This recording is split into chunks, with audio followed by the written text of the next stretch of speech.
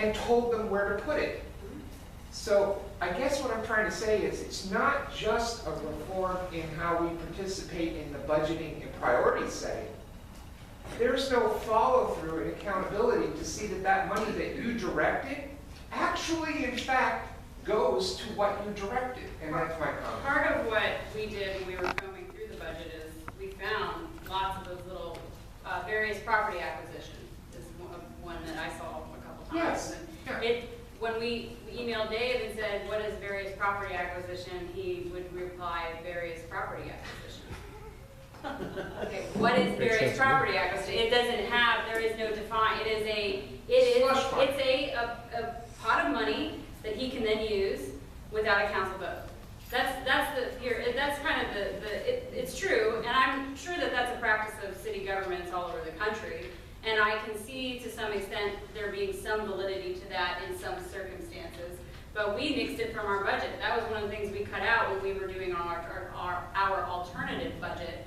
To the scoring, you know, John and myself, and I'm sure you support it, we haven't had a conversation, but we've talked about putting a scoring system in place for not only our road projects, but our stormwater projects, not because anybody's less valuable, but because we need to know if this many $1 million buys this many inches of flood relief, we need to be able to correlate that so that we're attacking the areas that are the most vulnerable first, instead of seeing a district representative lobby for her district and everybody else getting left behind.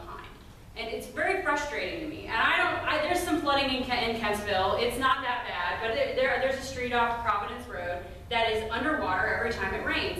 And I get a phone call, and I go and I tell them, hey, you know, you are literally down here on the list because nobody even knows you're flooding except for me and the city manager. And it's heartbreaking to hear it. But then I go and walk Windsor Woods when Matthew hit, and I'm not kidding when I tell you, I still have clients that are not in their house. Yes. In their homes.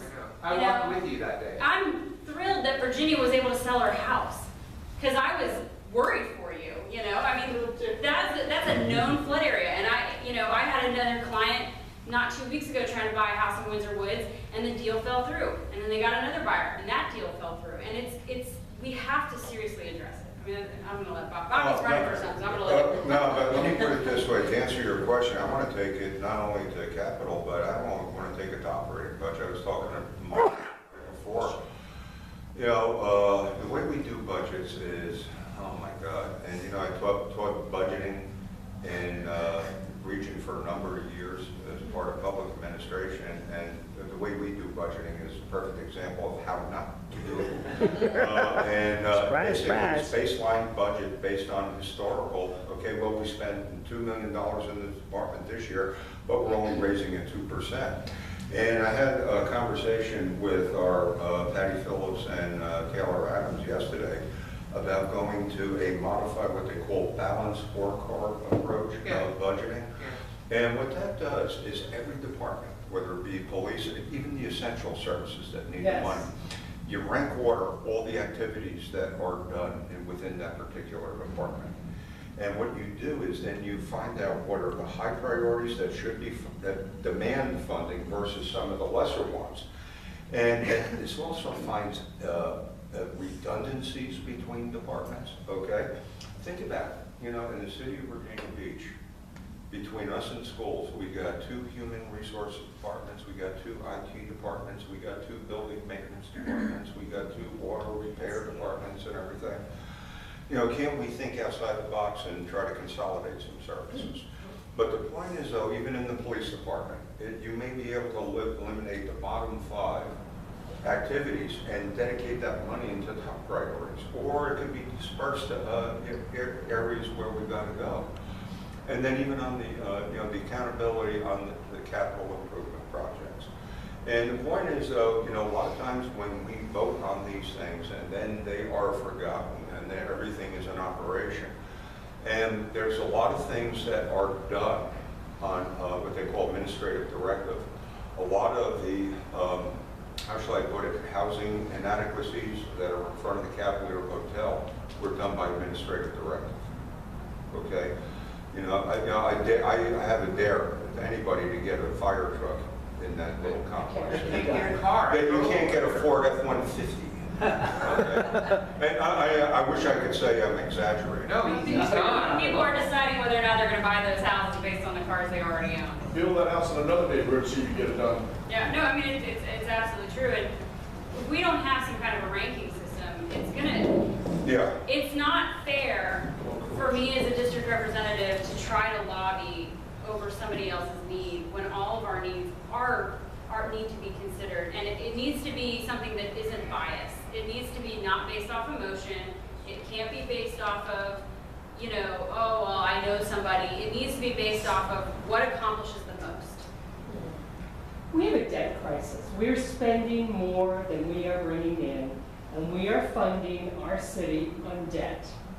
And if we want to build a new sports center, if we want to build $192 million at the ocean front, if we want to do anything, we're spending debt. And we already have $162 million yearly in debt service, which would fund all of the police department and most of the fire department. And what we're proposing is to saddle the citizens and future generations with more debt. We need to step back and look at that $852 million in reserves. We have reserves, the sacred reserves, which prop up our AAA bond rating, which we should just forget about, and we should start to balance our budget. And if we really need it, if the city manager pounds the table and says he can't live without his $50 million deluxe city hall with showers, which is what he pushed, then take the money out of cash or sell some of those bonds at Town Bank. You got $60 million in bonds at Town Bank, turn them in and get the money and pay for it that way. I looked at where the reserves are. You're making diddly on the reserves. You're making very little money. You're probably not making more than $5 million a year on $852 million that you've got out there. It is the worst money management, and you would not last a minute at a Fortune 500 financial firm on the brokerage side by giving all your money away, $852 million for $5 million, and then selling bonds all over the street at 3, 4, 5%. I don't know what every bond is out there at, but you're selling these bonds. And $162 million, the spread between $5 million and $162 million is way too many basis points, and it just angers me, and I'm on the warpath about this. And you're not going to hear me go away, and if I have to call Lewis, or whoever I have to call and tell him, it's very shocking management. It is pathetic what our city manager is doing. He's managing in a mean-spirited way, and it's got to stop. We are the owners of this business. We are at the top of the org chart, and I'm not going to have it. And if I have to buy ads on Facebook, if I have to come against everybody who votes for the CIP, you guys included, you need to try to delay the CIP vote. I'm asking you, I'm here today to say, delay the CIP vote and tell them that if they want all these toys, if they want $192 million for the oceanfront, if they want $50 million to fully fund your deluxe city hall because you can't move into a portable, if they want money for all the goodies that they want, use the reserves. But don't tax the citizens who are already stretched. I had a 1% increase. I didn't get a 2 or 3. I had a 1% increase. And I got $3,000 worth of property tax and personal bills from the city. It is a Virginia Beach debt crisis. I have the page. I will speak up.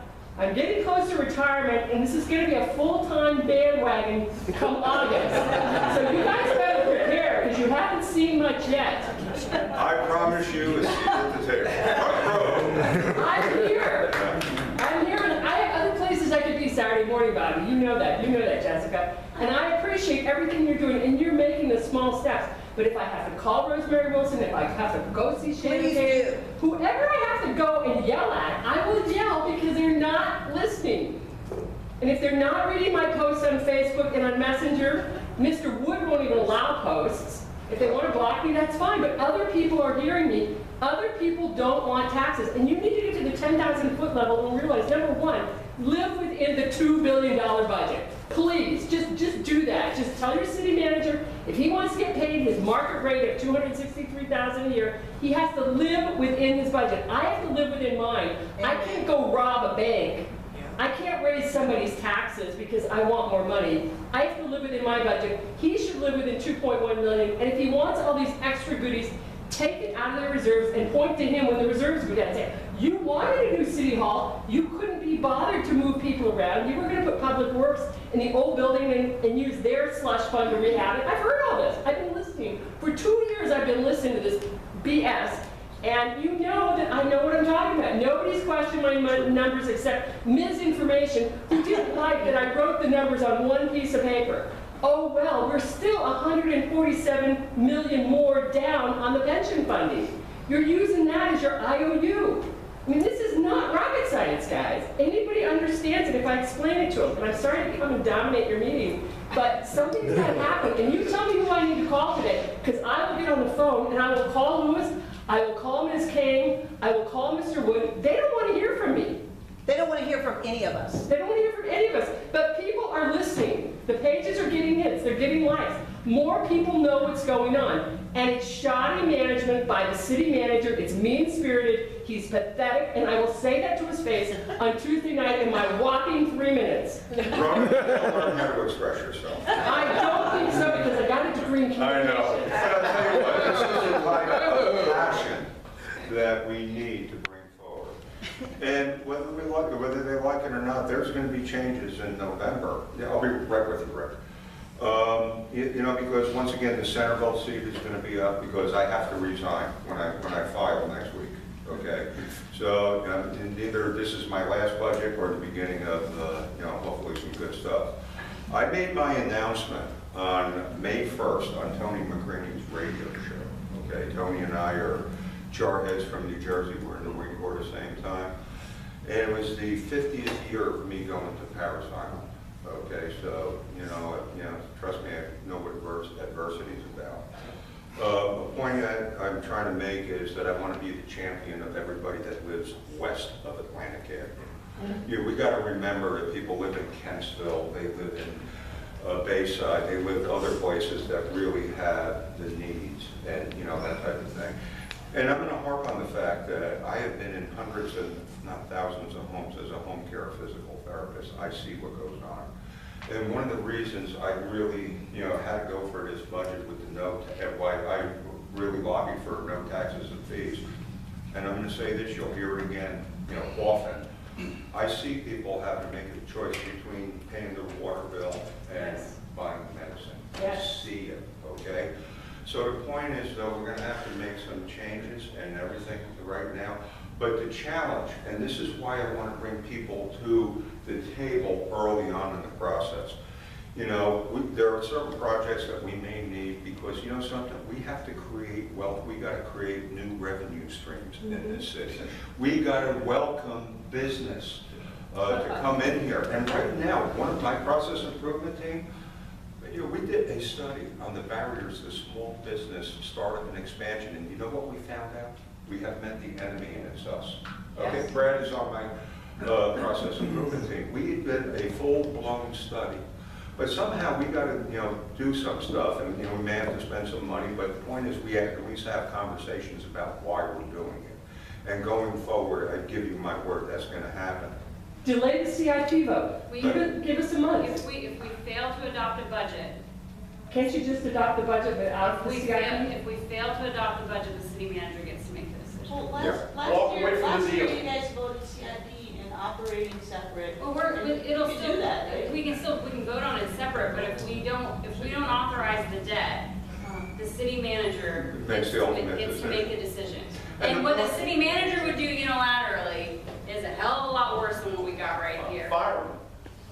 We don't have 6 votes. Believe me, listen, I made a promise to Lewis Jones, because I called for this, I don't know, in April. I said I wanted a closed session meeting because I wanted to bring a resolution forward to council to terminate David Hansen's contract. Yay! Lewis Jones said to me, please wait till after the budget. I don't think council is happy with Dave Hansen. I mean, I don't know what you're hearing, Bobby, but my general feeling is that everyone's unhappy. Do I think we have 6 votes to actually terminate him? Probably not. But that is something I'm committed to doing as soon as we get to You the will budget shortly. cycle. I hope so. You But if we don't make this concession, I don't like it. Believe me, I am struggling. Everybody I talk to is like, Jessica, you're selling out. And I feel like a sellout. I really do. Can you back it out? Can you, like, after November? Can Don't you? sell out, Jessica. This is the plan that the three of us have discussed. After November 6th, we're gonna hustle our ass off to get the votes that we need on council, and then we will address the CIP in the next budgeting cycle.